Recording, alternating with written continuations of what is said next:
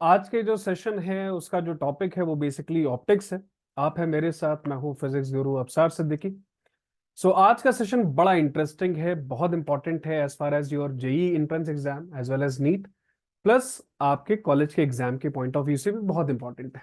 इस चैप्टर का जो वेटेज है कॉलेज के एग्जाम में वो बेसिकली 7 to 8 मार्क्स है। ठीक है, स्टार्ट करते हैं सेशन। सबसे पहले हम बात यहाँ पर करने वाले हैं scientific human body and the invention of science that are closely related, right.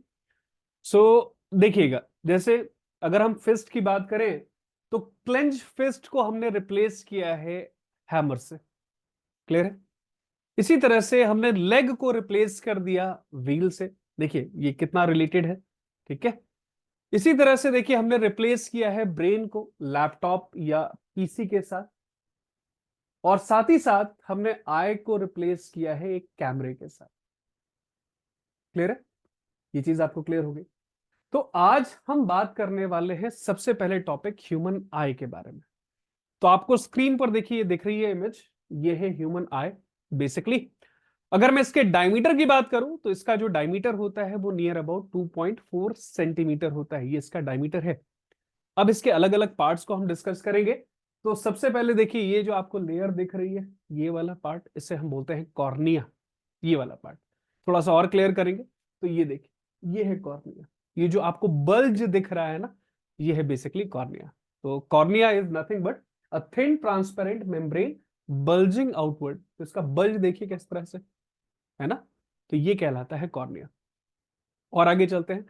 Cornea के बाद हम नेक्स्ट इसके अंदर बात कर लेते हैं। कॉर्निया में मैक्सिमम रिफ्रैक्शन होता है लाइट का, right, that take place through cornea. तो मैक्सिमम रिफ्रैक्शन लाइट के ना, आपकी आंख के अंदर जो लाइट जाती है वो बेसिकली कॉर्निया की वजह से ही जाती है। ये देखिए, लाइट इंसिडेंट हो गई और इसकी इमेज आपकी बनती है रेटिना पर। तो यहां पर आपका कहीं ना कहीं रेटिना पर इमेज बनता है। ठीक है। नेक्स्ट इसके बाद जो आप लेयर देख रहे हो ये है आयरिस। ये वाला पार्ट अगर आपको दिख रहा है, ये वाला, इसको बोलते हैं आयरिस। ये ये देखिए, इसको और थोड़ा सा क्लियर से देखिए। तो आपकी जो कलर, आंख के अंदर जो कलर है, आई के अंदर जो कलर पिगमेंटेशन है वो बेसिकली आयरिस की वजह से ही है। यहां पर हम बात करते हैं behind the cornea there is a dark fleshy screen. इसको ही हम बोलते हैं आयरिस, ये वाला पार्ट जो आपको दिख रहा है। ओके। नेक्स्ट है पीपल। ये देखिए, ये पीपल है आपका। People is the opening of changing diameter at the centre of the iris. तो इसका डायमीटर चेंज होता रहता है, बढ़ता है, कम होता है। तो जब लाइट कम होती है, आप अंधेरे रूम में हैं, डार्क रूम में हैं, उस केस में ये इलोंगेट हो जाता है। और जब आप ब्राइटनेस में जाते हैं, सनलाइट में जाते हैं, तो इसकी वैल्यू कम हो जाती है ना, ये सिकुड़ जाता है, कॉन्ट्रैक्ट हो जाता है। तो ये है बेसिकली पीपल। अगर हम बात करें फंक्शन ऑफ आइरिस के बारे में तो इसके दो मेजर फंक्शन है। सबसे पहला, it regulates the amount of light that is entering the eye. ठीक है, कितना लाइट इंसिडेंट होना चाहिए, आई के अंदर कितना जाना चाहिए, ये सारी चीजें इसको रेगुलेट करता है आइरिस। दूसरी चीज, जैसे हमने डिस्कस किया था कि जो कलर है आपकी आई का, it imparts colour to the eye. और आपका जो आई का कलर होता है वो बेसिकली आइरिस की वजह से ही होता है।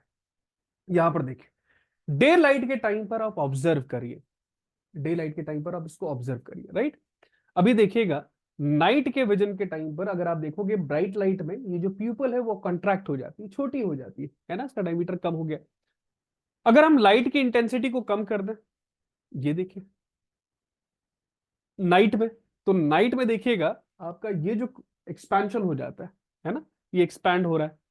क्लियर है, पीछे सबको समझ में आ रही। सो इन डिम लाइट पीपल वाइडन्स, ये बड़ा हो जाता है पीपल, इसका साइज चेंज होता है, फ्लक्चुएट हो करता है with respect to intensity of light. Clear है, ये चीज आपको समझ में आ गई। Next, the tendency of the pupil to adjust the opening for light is called as adaptation. इसको ही हम बोलते हैं अडेप्टेशन। ये वो फिनोमेना है जिसमें लाइट अपने डायमीटर को, अपना जो इसका आइरिस का पार्ट है, इसको फ्लक्चुएट कराती है अकॉर्डिंग टू द नीड। ठीक है। अगर आप डे लाइट में जाओगे तो ये कॉन्ट्रैक्ट हो जाएगा, नाइट के टाइम पर इसका विजन बढ़ जाता है, ये बढ़ जाता है, राइट, इसका डायमीटर चेंज होता है। नेक्स्ट आगे चलते हैं। तो ये देखिए, यहां पर आपको अलग अलग कलर्स दिख रहे हैं, आई के अंदर आपको अलग अलग कलर्स दिख रहे हैं। ये किसकी वजह से है? बेसिकली आइरिस की वजह से। Different colours of I is because of different colours of iris. अलग अलग कलर होता है इसलिए हमें अलग अलग कलर्स दिखते हैं इसके। चलिए और आगे चलते हैं। अब हम बात करने वाले हैं यहाँ पर नेक्स्ट प्यूपल की। ये वाला जो पार्ट आपको दिख रहा है ये बेसिकली प्यूपल है। उसके बाद ये देखिए ये आइलैंड्स, ये आइलैंड्स है। क्लियर है ये? तो islands is a transparent double convex lens. ध्यान रखिएगा हमारी आंख के अंदर जो लेंस हम यूज करते हैं ये बेसिकली डबल कॉन्वेक्स लेंस है। क्लियर हो गया ये? फिर उसके बाद देखिए ये इमेज बनती है, ये कहलाता है रेटिना वाला पोर्शन। यहां पर आपका इमेज फॉर्मेशन होता है, that is called as retina. Clear है ये? So the screen on which the image is formed is called as retina. इसको ही हम क्या बोलते हैं? रेटिना बोलते हैं। इस वाले रीजन को अगर आप देख रहे हो, retina. So it is a light sensitive screen made up of light sensitive cell. These cell give activated upon illumination. Clear है ये? Okay. अब इसके पीछे अगर हम और थोड़ा सा देखें तो रेटिना में दो तरह के सेल्स पाए जाते हैं, एक है रॉड और दूसरा है कोन। ये दो तरह के सेल। अगर मैं रॉड के बारे में बात करूं तो rods are responsible for adjusting our eyes to different intensity of light. इसको हम बोलते हैं रॉड्स। इसी तरह से cones are responsible for the precipitation of colours. ठीक है, क्लियर है ये? तो अलग अलग जो कलर्स दिखते हैं वो बेसिकली कोन्स की वजह से होते हैं। अगर मेल को मैं कंपेयर करूं फीमेल के साथ, तो फीमेल को कलर के बारे में बहुत जानकारी होती है, राइट?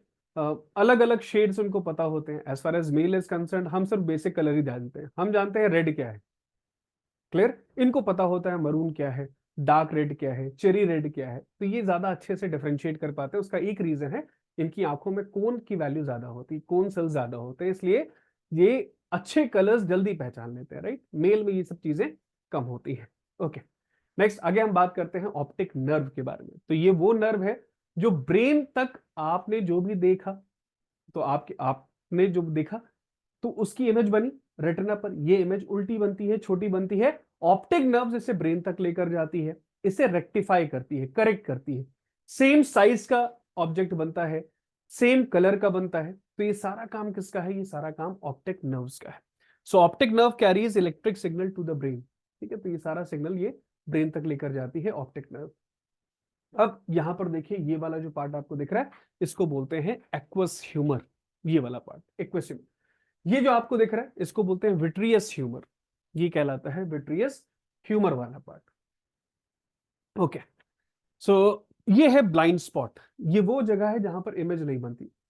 अगर यहां पर लाइट आती है तो यहां पर इमेज आपकी नहीं बनती, इसको बोलते हैं ब्लाइंड स्पॉट। तो a blind spot there is no light sensitive cell. ना तो इसमें रॉड होते हैं ना ही कोन्स होते हैं। इसकी वजह से to which no vision is possible at this spot. इस स्पॉट के ऊपर कोई भी विजन जनरेट नहीं होता। चीजें क्लियर हो गई सबको? क्रिस्टल क्लियर है? चल आगे चलते हैं और हम यहां पर बात करेंगे सीलरी मसल्स के बारे में। तो ciliary muscles are responsible for the contraction and the expansion of eye lenses. यहां पर देखिए दिया हुआ ciliary muscles changes the thickness of eye lens while focusing. ठीक है, तो इसको थिकन कर देती है। क्लियर है? ये सारा काम किसका है? सीलरी मसल्स का है। ओके, तो जब हम बुढ़े हो जाते हैं, जब हम ओल्ड एज पे पहुंच जाते हैं तो उस समय हमें एक डिफेक्ट हो जाता है जिसे हम बोलते हैं प्रेसबायोपिया। ना तो पास का अच्छा दिखता है ना ही दूर का अच्छा दिखता है। आपके ग्रैंड पेरेंट्स वगैरह आप देखेंगे तो वो यहाँ पर डबल कॉन्वेक्स लेंस लगाते हैं ना, इस तरह से उनका अगर आप स्पेक्स देखोगे तो उसमें दो तरह के लेंसेज यूज करते हैं, कॉन्वेक्स और कॉन्केव दोनों। तो उस तरह के डिफेक्ट को हम बोलते हैं प्रेसबायोपिया। क्लियर है? वो सिलरी मसल्स की वजह से ही होता है, क्योंकि जब जैसे जैसे आपकी एज बढ़ती है ये मसल वीक हो जाती है। ओके, नेक्स्ट ये है स्क्लेरोटिक कोट। ये वाला जो पार्ट आपको दिख रहा है ये है कोरॉइड। दिस सेक्शन इसको हम बोलते हैं कोरॉइड। नेक्स्ट, अब अगर हम बात करें कि ह्यूमन आई ड्रॉ कैसे करते हैं, तो देखिए ह्यूमन आई ड्रॉ करना बहुत सिंपल है। सबसे पहले आप एक डॉट बना लीजिए, एक सेंटर बना लीजिए। अब 2.4 सेंटीमीटर का आप डायमीटर लीजिए, तो रेडियस इसका हाफ हो जाएगा। हाफ रेडियस लेने के बाद आपको एक सर्कल ड्रॉ कर देना है। तो ये देखिए आपका एक सर्कल ड्रॉ हो गया कुछ इस तरह से।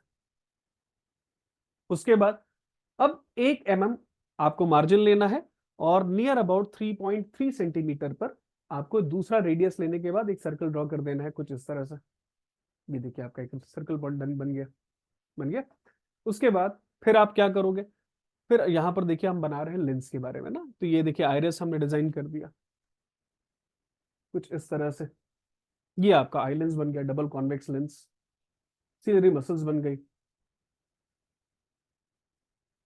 क्लियर है? ये आपका रेटिना तैयार हो गया। फिर यहीं पर ब्लाइंड स्पॉट आ जाएगा कुछ इस तरह से। अगर हम इसकी नेमिंग करना चाहें तो हम इसकी नेमिंग कर सकते हैं। जस्ट अभी हमने देखा, तो ये आय हमारा बेसिकली कंप्लीट हो गया। तो ये मसल्स हो गए आपके। इसी तरह से ये ब्लाइंड स्पॉट आपका बन जाएगा, ये ऑप्टिक नर्व बन गया आपका। ये देखिए ये पीपल बन गया। पीपल के साथ ये देखिए ये आयरिस है। ये वाला जो पोर्शन आपको दिख रहा है ये आयरिस का सेक्शन है। आयरिस के बाद अगर हम बात करें तो ये आइलेंस है, जैसा भी हमने डिस्कस किया था। आइलेंस, आइलेंस के बाद ये देखिए सिलरी मसल्स है। ये इन मसल्स को हम बोलते हैं सिलरी मसल्स। इसके अलावा देखिए ये रेटिना था आपका, ये रेटिना है। ये वाला जो पोर्शन आप देख रहे हो ये है आपका ब्लाइंड स्पॉट। ये वो स्पॉट होता है जहां पर इमेज फॉर्मेशन नहीं होता, ब्लाइंड स्पॉट कहलाता है। ये ऑप्टिक नर्व्स है that carry signal, message signal, optic nerves. तो ये है बेसिकली एक आई का सिंपल डायग्राम। क्लियर है? ये चीजें क्लियर हो गई आपको। आगे चलते हैं और हम यहाँ पर बात करने वाले हैं पार्ट्स के और फंक्शन के बारे में। तो यहाँ पर मैं लेफ्ट हैंड साइड कुछ पार्ट्स दे रहा हूं और राइट हैंड साइड उनके फंक्शन दे रहा हूं। आपको सिर्फ मैच करना है इसके अंदर। तो ये देखिए पार्ट की बात करें तो वी हैव पीपल, उसके बाद ऑप्टिक नर्व्स, देन कॉर्निया, उसके बाद cone cell, we have iris, we have eye lens, और उसके बाद रॉड सेल्स। ठीक है, तो ये पार्ट्स हो गए। साथ ही साथ इनके फंक्शंस मैंने यहाँ पर दे दिए, ये कुछ फंक्शंस दिए हुए। अब आपको मुझे ये बताना है कि कौन सा पार्ट रिस्पॉन्सिबल है किस फंक्शन के लिए। जैसे अगर मैं पीपल की बात करूं तो पीपल बेसिकली क्या करता है, it regulates the amount of light that is entering the eye. ठीक है, इसको रेगुलेट करता है। दूसरा अगर मैं बात करूं ऑप्टिक नर्व्स के बारे में तो it carries information of retinal image to the brain. तो ये ब्रेन तक इमेज का ना सिग्नल लेकर जाता है। नेक्स्ट अगर मैं बात करूं कॉर्निया के बारे में तो cornea bulge outward and hence causes maximum refraction of light. ये कॉर्निया रिस्पॉन्सिबल है इसके लिए। नेक्स्ट अगर मैं बात करूं यहां पर कोन सेल के बारे में तो cone cell conveys the colour of image to the brain. Clear है? ये कोन सेल है। इसके बाद अगर मैं आइरिस की बात करूं तो it imparts colour to human eye. साथ ही साथ ये कंट्रोल करता है amount of light that enters the eye. ठीक है, इसको ये कंट्रोल करता है। नेक्स्ट अगर मैं बात करूं आई लेंस के बारे में so it converge the rays of light so that the image is formed on the retina within the eye. It forms a real and inverted image. तो बेसिकली ये क्या करता है, रियल और inverted image create करता है। साथ ही साथ अगर मैं बात करूं रॉड सेल के बारे में तो rod cell conveys the degree of brightness to the brain. तो इसके लिए रिस्पॉन्सिबल है ये आपका रॉड सेल। तो ये है बेसिक ह्यूमन आई का फीचर। ये जितने भी थे वो हमने ह्यूमन आई के पार्ट्स डिस्कस कर लिए। अगर मैं बात करूं फिजिक्स की तो हम रिलेट फिजिक्स इसके अंदर लगता है वो है आई डिफेक्ट में। तो हम बहुत सारे डिफेक्ट पढ़ेंगे, मायोपिया पढ़ेंगे, हाइपरमेट्रोपिया पढ़ेंगे, प्रेस बायोपिया पढ़ेंगे, एस्टिग्मेटिज्म पढ़ेंगे। तो ये सारी चीजें अभी हम देखने वाले हैं that is related to physics, right. But before we start with the pure physics, eye का बेसिक फंक्शन आपको पता होना चाहिए, काम कैसे करता है। अब इसमें देखिए फर्स्ट डेफिनेशन इसको बोलते हैं power of accommodation. Power of accommodation, अब ये होता क्या है power of accommodation? So the capacity of the lens to change its focal length as per need is called as power of accommodation। तो आई के अंदर जो डबल कॉन्वेक्स लेंस है ये क्या करता है, ये अपने आप के ये जो लेंस है इसका फोकल लेंथ ये अपने आप एडजस्ट करता है, कम करता है, बढ़ा देता है as per requirement, as per the need. इसको ही हम बोलते हैं पावर ऑफ एकोमोडेशन। तो अगर कोई ऑब्जेक्ट फार अवे ऑब्जेक्ट रखा हुआ मतलब दूर रखा हुआ है, फार अवे ऑब्जेक्ट, तो देखिएगा अगर मैं फार अवे की बात करूं तो ये फार अवे दूर रखा हुआ है ऑब्जेक्ट, ये लाइट रे इंटर हो गई। लाइट रे इंटर होने के बाद देखिएगा ये जो लेंस आपको दिख रहा है आई लेंस, अब ये देखिए वाइडेंस हो जाएगा, ये बड़ा होगा। यहां पर देखिएगा ध्यान से, ये देखिए हुआ ना, इलोंगेट हो गया। और इलोंगेट होने के बाद आपकी इमेज रेटिना पर बन रही है। समझ में आ रहा है? अगर ये वाइडेंस नहीं होगा तो इमेज या तो रेटिना से पहले बन जाएगी या रेटिना के बाद बनेगी, और उस केस में आपको इमेज ब्लर दिखेगी। तो ये जो कैपेसिटी है लेंस की, जिसके हिसाब से वो अपने साइज फोकल लेंथ को चेंज करता है, बढ़ा देता है, इसी को हम बोलते हैं power of accommodation. So it is the capacity of lens to change its focal length as per need is called as power of accommodation. इसी तरह से अगर मैं नियर साइड ऑब्जेक्ट को देखूं, जो ऑब्जेक्ट पास में रखा हुआ है उसको देखते हैं, तो यहां पर समझते हैं पास में कोई अगर ऑब्जेक्ट रखा हुआ है, ये देखिएगा, इसको देखिएगा ध्यान से, इस लेंस को देखिएगा, ऑब्जर्व करिएगा। तो नियर ऑब्जेक्ट अगर आपने रखा है तो इस लेंस को आप ऑब्जर्व करो, ये अभी कॉन्ट्रैक्ट करेगा कुछ इस तरह से, देखिएगा कॉन्ट्रैक्शन होगा इसका, है ना, कॉन्ट्रैक्शन हो गया और आपकी इमेज कहां पर बन रही है, रेटिना पर इमेज बन रही है। क्लियर है? तो ये कहलाता है पावर ऑफ अकोमोडेशन। सो देखिए, while seeing the object near by the lens becomes more rounded and its focal length decreases. इसका फोकल लेंथ क्या होता है, डिक्रीज हो जाता है। इससे पहले वाले केस में अगर आपको ध्यान से देखा हो आपने, तो वहां पर फोकल लेंथ क्या होता है, इंक्रीज होता है। मैं वापस से दिखा देता हूं, ये देखिए फोकल लेंथ आपका इंक्रीज हुआ था, है ना, ये देखिएगा फिर से देखिए, यहां पर फोकल लेंथ आपका इंक्रीज हो रहा है, तो ये फार अवे ऑब्जेक्ट। इसी तरह से अगर मैं नियर ऑब्जेक्ट प्लेस करूंगा तो फोकल लेंथ क्या होगा, शॉर्ट हो जाएगा, राउंड हो जाएगा। यहां पर देखिएगा कॉन्ट्रैक्शन होगा इस केस में, है ना, देखिए कॉन्ट्रैक्शन हो रहा है इसके अंदर, ये देखिए राउंड हो गया ये, है ना। यस, तो ये जो कैपेसिटी है इसको ही हम बोलते हैं पावर ऑफ अकोमोडेशन। ओके, चलिए आगे चलते हैं। नेक्स्ट हम बात करने वाले हैं यहाँ पर आई के डिफेक्ट के बारे में। तो अब कितने तरह के डिफेक्ट हमारे सिलेबस में है, सबसे पहले मायोपिया हम पढ़ेंगे। तो नॉर्मल आई सबसे पहले हम डिस्कस कर लेते हैं, नॉर्मल आई। और डिफेक्ट हमारे पास मायोपिया है, हाइपरमेट्रोपिया है, प्रेसबायोपिया है, और एक और डिफेक्ट होता है जिसे बोलते हैं एस्टिग्मेटिज्म, वो भी डिस्कस करेंगे। तो नॉर्मल आई की अगर मैं बात करूं तो ये है नॉर्मल आई, ये नॉर्मल आई है। लाइट आपने इंसिडेंट कर दी, ये सनरेज है या लाइट है, और उसके बाद देखिए इसका रिफ्रैक्शन हुआ, रिफ्रैक्शन होने के बाद देखिए इमेज कहां पर बन रही है, रेटिना पर बन रही है। अगर इमेज रेटिना पर बन रही है, इसका मतलब यह है कि आपकी आई बिल्कुल सही है, कोई दिक्कत नहीं है आपको, राइट, आपको स्पेक्स नहीं लगेंगे, ना तो लेंसेज लगेंगे, बिल्कुल सिंपल सा कॉन्सेप्ट है। ये नॉर्मल आई है। So the image is formed on the retina, जैसा हमने डिस्कस कर लिया, तो इस केस में इमेज हमेशा रेटिना पर बनती है। अब आई डिफेक्ट दो तरह के होते हैं, एक होता है जिसे हम बोलते हैं नियर साइटेडनेस, जिसको बोलते हैं मायोपिया, और दूसरा है जिसे हम बोलते हैं हाइपरमेट्रोपिया या फार साइटेडनेस जिसे बोलते हैं। तो मायोपिया और हाइपरमेट्रोपिया, चलिए इसको डिस्कस करेंगे डिटेल में। तो सबसे पहले हम मायोपिया को स्टडी करेंगे, मायोपिया क्या होता है। चलिए देखिए यहां पर, तो यहां पर देखिए आपको एक इमेज दिख रही है, फार अवे ऑब्जेक्ट है ये नियर ऑब्जेक्ट रखा हुआ है, और यहां पर आपकी आई। क्लियर है ये? अब इसको चीजें समझिएगा ध्यान से, ये दो चीजें, एक तो नजदीक में न्यूज़पेपर है और दूर कहीं पर आपको बिल्डिंग दिख रही है।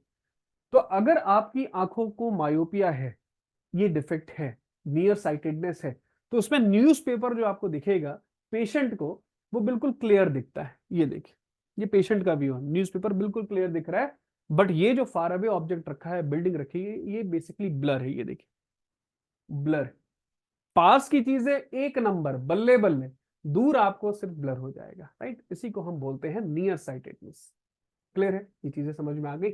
ओके, अब सबसे पहले बात कर लेते हैं, नॉर्मल आई को देखेंगे और वो आई को देखेंगे जो मायोपिक आई है। देखिए नॉर्मल आई के बारे में बात करते हैं। तो ये नॉर्मल आई है आपकी, और ये एक छोटू है जो खड़ा हुआ है, आप उसे देख रहे हैं छोटू को। तो इसकी इमेज जो बन रही है वो छोटी बन रही है, उल्टी बन रही है, राइट। और ये देखिए इमेज रेटिना पर, इसलिए बिल्कुल साफ दिख रही है, ब्लर नहीं है ये इमेज।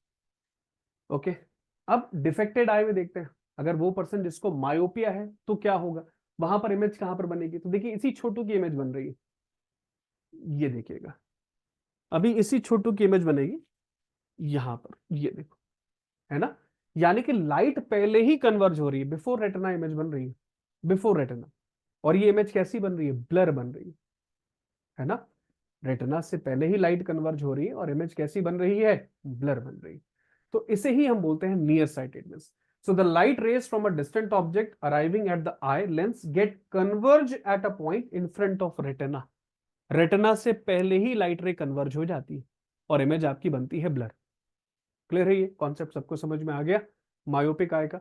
अब अगर हम बात करें इसके करेक्शन के बारे में, हम चाहते हैं कि हमारे हम करेक्शन हो, यानी कि हमें जो इमेज प्रॉपर दिखे, मुझे मायोपिया है कोई दिक्कत नहीं, बट मुझे इमेज प्रॉपर दिखनी चाहिए, तो उसके लिए हम क्या यूज कर सकते हैं, तो यहां पर आपको ध्यान रखना है, आपको यूज करना है कॉनकेव लेंस। क्या यूज करना है, कॉनकेव लेंस। तो ये देखिएगा, so this defect can be corrected by using concave, that is called as diverging lens. Convex को हम कन्वर्जिंग बोलते हैं, कॉन्केव को हम डाइवर्जिंग बोलते हैं।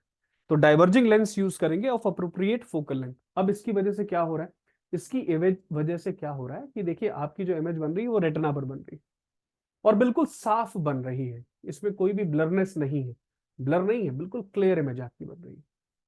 क्लियर है, ये चीज समझ में आ गई। तो अगर किसी बंदे को मायोपिक आई है या उसको मायोपिया है तो उसको सिंपल क्या करना है, कॉनकेव लेंस वाला स्पेक्स तैयार कर लेना है, उसका काम हो जाएगा। ओके, अब हम बात करने वाले हैं, इसको थोड़ा सा मैं और समझा देता हूं। So near by object clear होता है, अगर फार अवे ऑब्जेक्ट रखा है तो वो बेसिकली अनक्लियर है। फार पॉइंट की बात करें तो ये फार पॉइंट कुछ इस तरह से आपकी इमेज बन रही है, नॉर्मल है आई।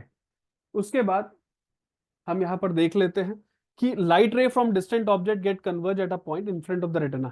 अब ये डिफेक्ट होता किसकी वजह से है, मायोपिक का क्या रीजन है, क्यों ये डिफेक्ट होता है, तो इसके बेसिकली दो मेजर कॉजेज है। पहला कॉज ये है कि excessive curvature of the cornea and the eye lens, इसका कर्वेचर बढ़ जाता है। दूसरी चीज ये कि इलोंगेशन ऑफ आईबॉल्स, आपके जो आईबॉल्स है वो इलोंगेट हो जाते हैं, यानी उनका साइज बढ़ जाता है। ठीक है, तो ये एक रीजन है। तो यहां पर देखिए मायोपिक आई है, ये मायोपिक आई। तो अभी इमेज कहां पर बनेगी, इमेज कन्वर्ज होगी बिफोर रेटिना, ये देखिए। तो रेटिना से पहले इमेज बन रही है और ये ब्लर बन रही है। साथ ही साथ अगर हम करेक्शन यूज कर ले तो करेक्शन के लिए जैसे मैंने आपको बताया, हम यहां पर डाइवर्जिंग लेंस यूज करेंगे, कॉन्केव लेंस यूज करेंगे, और जिसकी वजह से ये इमेज कहां पर बनेगी, बिल्कुल प्रॉपर इमेज आपकी बनेगी। ये देखिए, ये देखिए, क्लियर है। तो ये आपका हो गया करेक्शन। तो आपने कॉन्केव लेंस जैसे यूज करा, आपने क्या कर लिया, इमेज को कन्वर्ज करा दिया ऑन रेटिना और आपको इमेज प्रॉपर दिखेगी। I hope the concept is clear, सबको चीजें समझ में आ गई। चीजें समझ में आ गई तो आप प्लीज यस और नो करके टाइप करिए, अपना मैसेज करिए।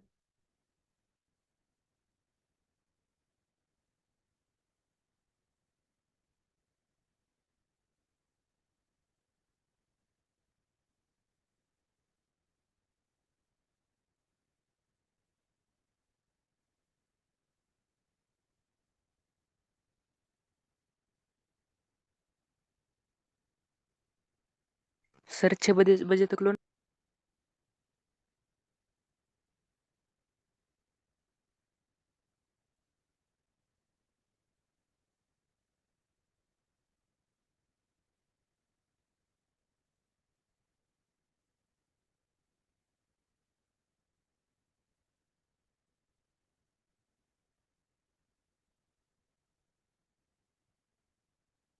ओके, ठीक है, चीजें आगे लेकर चलेंगे। नेक्स्ट,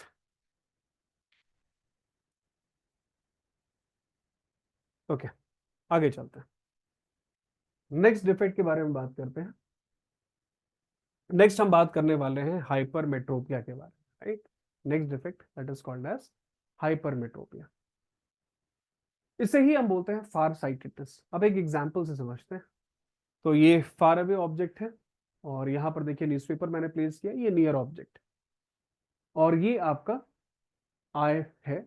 और इसको अगर हम देखें कि कोई पर्सन है जिसको हाइपरमेट्रोपिया है, फार साइटेडनेस है, तो उसको देखो दूर की चीजें बिल्कुल साफ दिखती हैं, इसको ये बिल्डिंग बहुत प्रॉपर दिख रही है, बट देखिए न्यूज़पेपर क्या हो गया, ब्लर हो गया।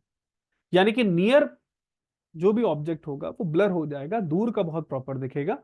इसको ही हम बोलते हैं हाइपरमेट्रोपिया। क्या बोलते हैं, हाइपरमेट्रोपिया। ओके, ये नॉर्मल आई है, जैसे हमने डिस्कस किया था, ये नॉर्मल आई है ना, छोटू इसके सामने खड़ा हुआ है। तो इसकी जो इमेज बनेगी, ये इमेज उल्टी बनेगी और इन्वर्टेड बनेगी और रेटिना पर बनेगी। क्लियर है। अगर आई के अंदर डिफेक्ट है तो ये इमेज कहां पर बनेगी, आप इसे देखिएगा। डिफेक्टेड आई के केस में देखिए यहां पर ये इमेज बिहाइंड द रेटिना बन रही है। कन्वर्जन देख रहे हो कहां पर हो रहा है, ये रे कहां पर मीट कर रही है, तो ये बिहाइंड रेटिना मीट कर रही है, राइट। तो ये इमेज ब्लर बनेगी। ये चीज आपको क्लियर हो गया। तो डिफेक्टेड आई में आपने ये देखा कि दिस डिफेक्ट, हाँ डिफेक्टेड आई में आपने ये देखा कि यहां पर इमेज कहां पर बन रही है, बिहाइंड द रेटिना। ओके, ये डिफेक्ट जनरली होता है किसकी वजह से, तो शॉर्टनिंग ऑफ आईबॉल। आईबॉल अगर आपके शॉर्टन हो जाए, छोटे हो जाए, तो उस केस में ये डिफेक्ट अराइज होता है। So the light rays from the nearby object arriving at the eye, lens get converge at a point behind the retina. ये बहुत इंपॉर्टेंट है. It will converge behind the retina. Clear है. अब इसके correction के लिए हम क्या यूज कर सकते हैं? तो करेक्शन के लिए हम यहाँ पर यूज कर सकते हैं डबल कॉन्वेक्स लेंस. ये देखिए बाय कॉन्वेक्स लेंस बेसिकली हमने यूज किया. So this defect can be corrected by using convex lens, that is called as converging lens of appropriate focal length. ठीक है. कन्वर्जिंग मतलब यहाँ पर हमने कन्वर्जिंग लेंस, क्योंकि अपने को लाइट रे कन्वर्ज करनी है, पहले बनानी, पहले ही इसको कन्वर्ज कर लेना है. तो यहाँ पर हम कन्वर्जिंग लेंस यूज कर रहे हैं. इमेज बन रही है बिहाइंड द रेटिना, अपने को रेटिना पे चाहिए, पहले चाहिए तो कॉन्वेक्स लेंस यूज कर दो. सिंपल सा कॉन्सेप्ट. कन्वर्जिंग लेंस है ये, डबल है ये, इसको बोलते हैं बाय कॉन्वेक्स लेंस. क्लियर है ये?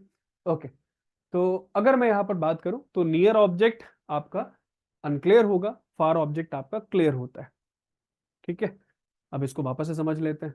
तो ये नियर पॉइंट है, इमेज आपकी बन रही है रेटिना पर. डिफेक्टेड आई के केस में अगर आई के अंदर डिफेक्ट है, सो जैसे हमने डिस्कस किया था, ये जो डिफेक्ट है वो बेसिकली दो मेन रीजन की वजह से होता है.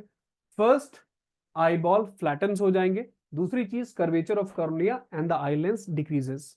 कर्वेचर और आई लेंस के दोनों में ये कम हो जाते हैं, डिक्रीज कर जाते हैं. अगर मैं डिफेक्टेड आई को देखूं, जिसको हाइपरमेट्रोपिक आई बोलते हैं, तो यहां पर देखिए इमेज कहां पर बन रही है? Behind the retina. रेटिना से दूर बन रही है, पीछे बन रही है. तो करेक्शन के लिए अगर मैं बात करूं तो करेक्शन के लिए हम यहाँ पर यूज करते हैं कॉन्वेक्स लेंस. तो ये देखिए अभी हम बाय कॉन्वेक्स लेंस यूज कर रहे हैं और लाइट रे आपकी कन्वर्ज हो जाएगी रेटिना पर. ये देखिए रेटिना पर आपकी इमेज बन रही, क्लियर बन रही. ठीक है. तो हाइपरमेट्रोपिया का कॉन्सेप्ट आपका क्लियर हो गया, क्रिस्टल क्लियर. इसमें किसी बच्चे को कोई डाउट? तो अपने कमेंट्स आप लिख सकते हैं. किसी को कोई डाउट है तो अपने कमेंट्स लिखिए.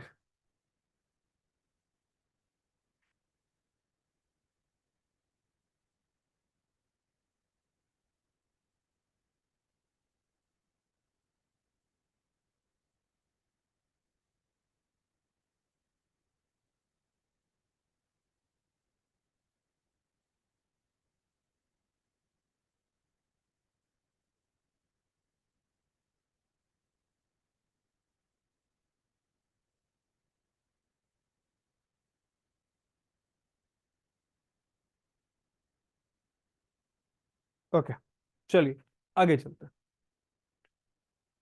ध्यान रखिएगा, कॉन्वेक्स लेंस की बात करें तो पावर लेंस हमेशा पॉजिटिव होता है. कॉन्वेक्स का पावर हमेशा पॉजिटिव होगा, कॉन्केव का नेगेटिव होता है.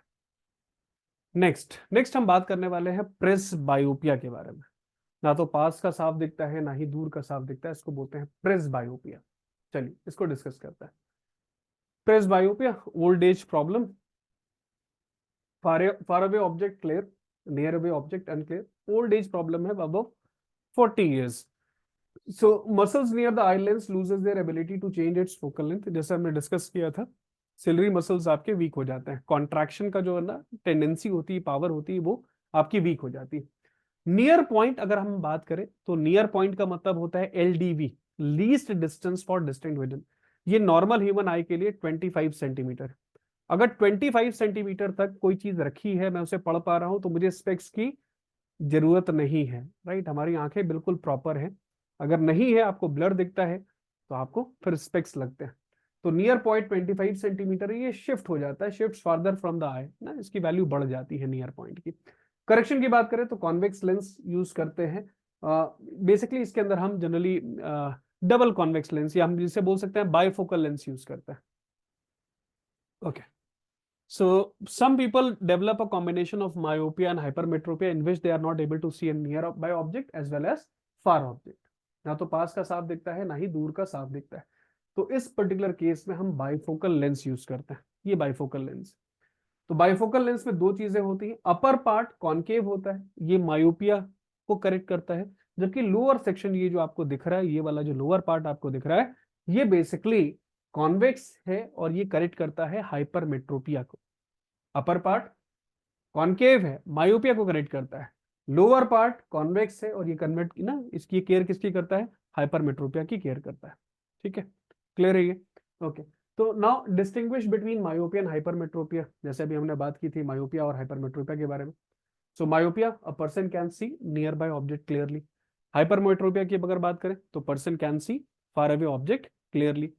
Next, this defect arises due to elongation of eye ball, और ये डिफेक्ट किसकी वजह से होता है, ये होता है due to flattening of eye ball. इसमें इलोंगेशन होता है, इसके अंदर शॉर्टनिंग या फ्लैटनिंग होती है। नेक्स्ट अगर मैं बात करूं मायोपिया की, so the image of the distant object is formed in front of retina, और इसमें बिहाइंड द रेटिना बनती है इमेज हाइपरमेट्रोपिया में। Next, this defect is corrected by using a concave lens of suitable focal length, और यहां पर जो हम लेंस यूज करते हैं ये बेसिकली डबल कॉन्वेक्स लेंस हम यूज करते हैं। क्लियर है, ये चीजें सबको समझ में आ गई, मायोपिया और हाइपरमेट्रोपिया आपका 100% क्लियर हो गया। आगे चलते हैं इस लेक्चर में, और अब हम बात करने वाले हैं यहां पर एक नए कॉन्सेप्ट के बारे में जिसे हम बोलते हैं टोटल इंटरनल रिफ्लेक्शन। बहुत बढ़िया कॉन्सेप्ट है, शानदार concept, TIR, total internal reflection. ध्यान रखिएगा, टोटल इंटरनल रिफ्लेक्शन के लिए दो मेजर प्रॉपर्टीज हैं, दो कंडीशंस हैं। पहली कंडीशन ये है कि light should move from denser medium to rare medium. पहली चीज जो आपको पता होना चाहिए वो ये है कि light should move from denser medium to rarer medium. Rarer medium, light हमेशा denser medium to rarer medium move करेगी। दूसरी चीज आपको यह पता होना चाहिए, angle, angle of incidence, angle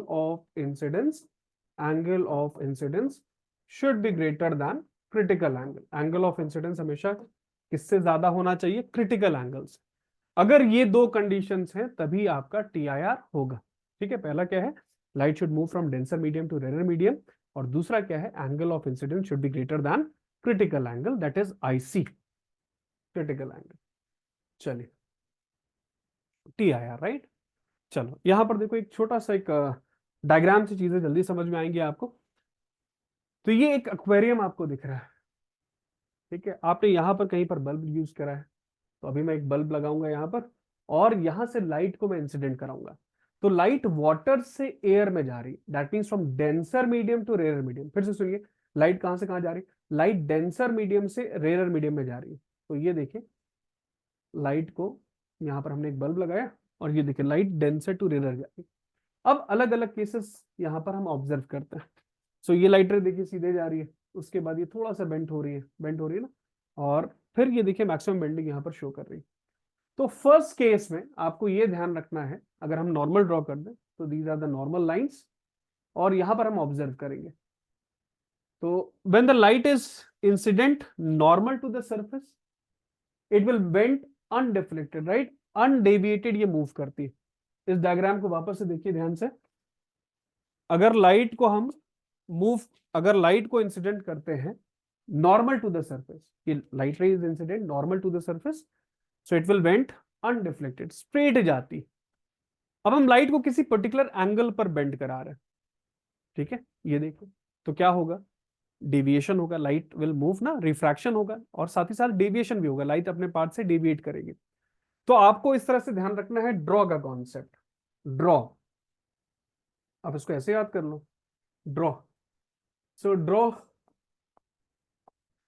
का मतलब क्या हुआ, when light is passing from denser medium to rarer medium, it always went away from the normal।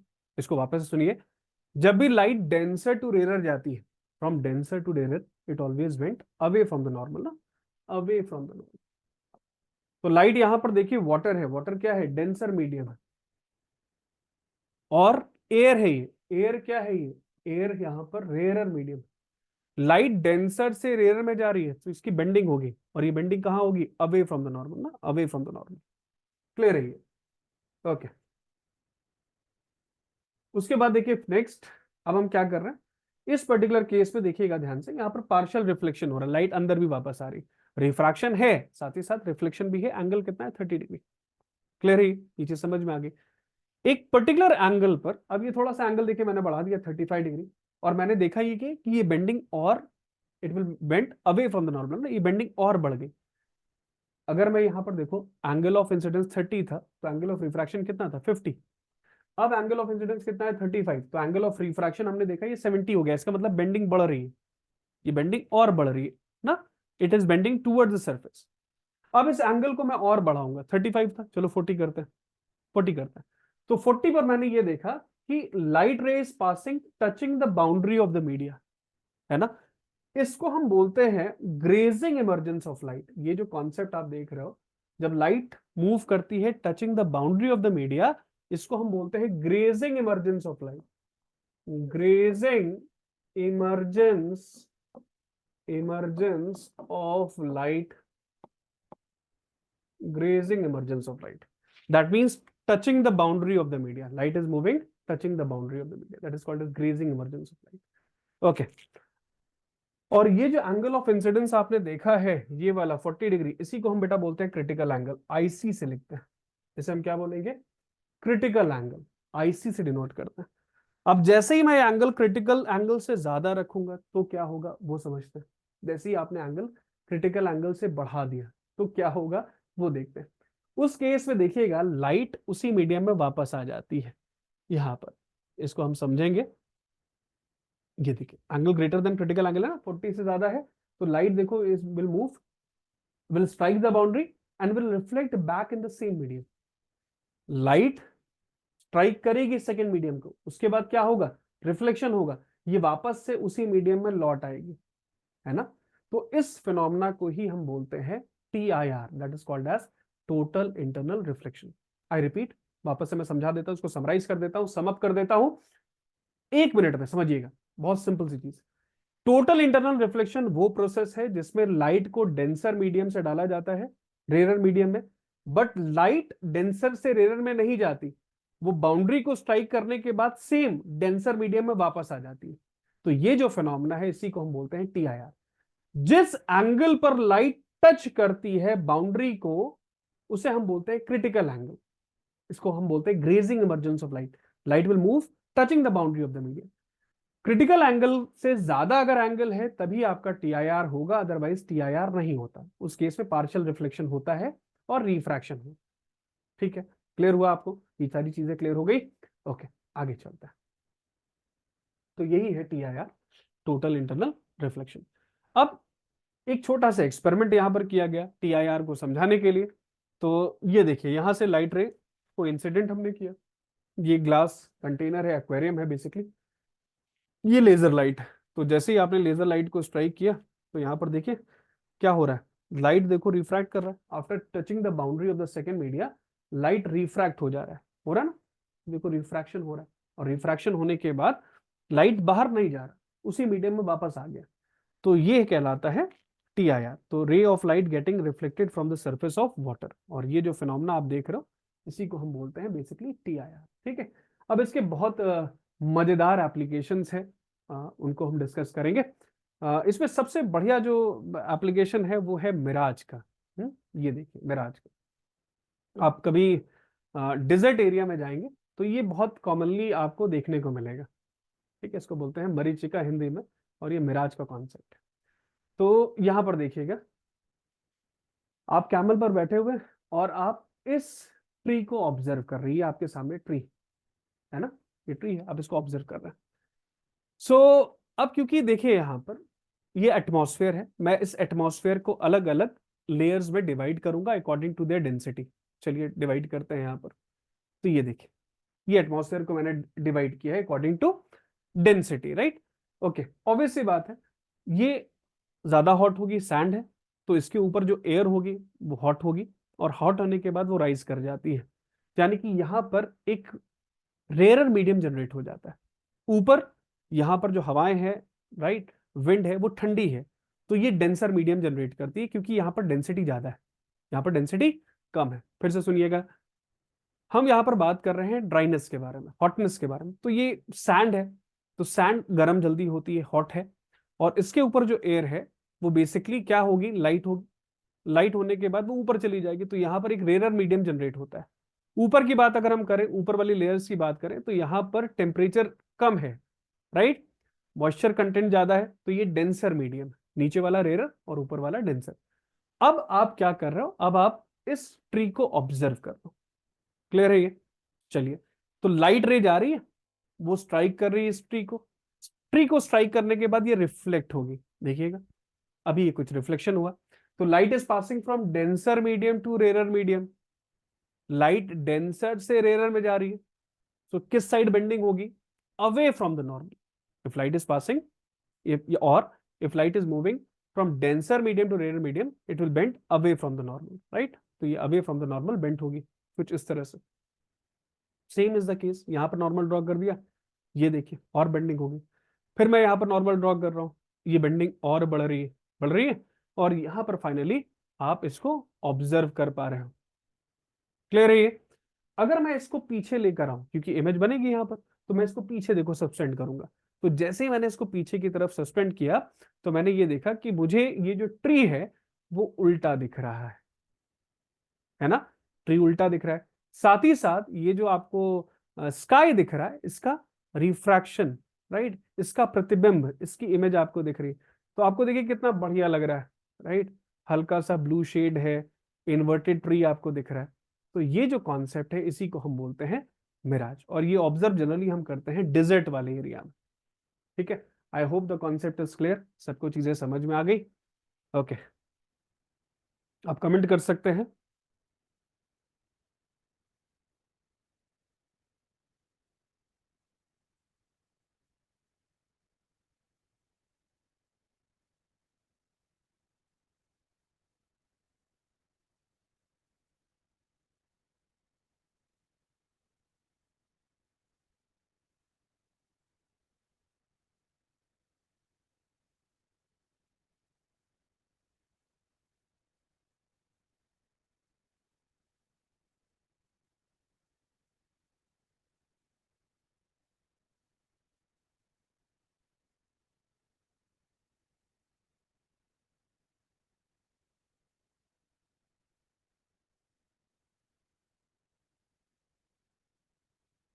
Okay, so inverted image of the tree is seen, right? ये देखिए यहाँ पर कुछ इस तरह से आपको दिखता है।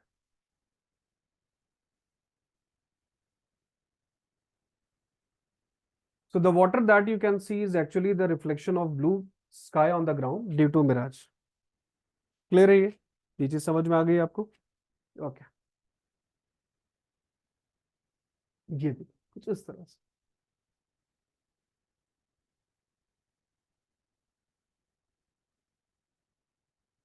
Okay,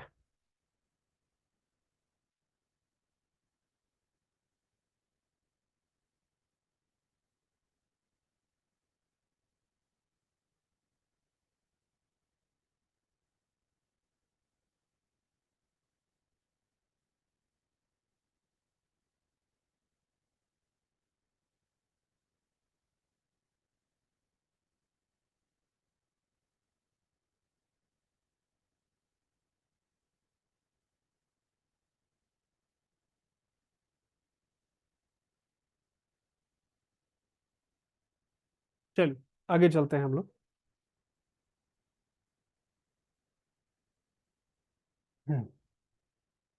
So have you seen water on the highway on the road in summer season on a hot afternoon? कभी ऐसा आपने देखा है?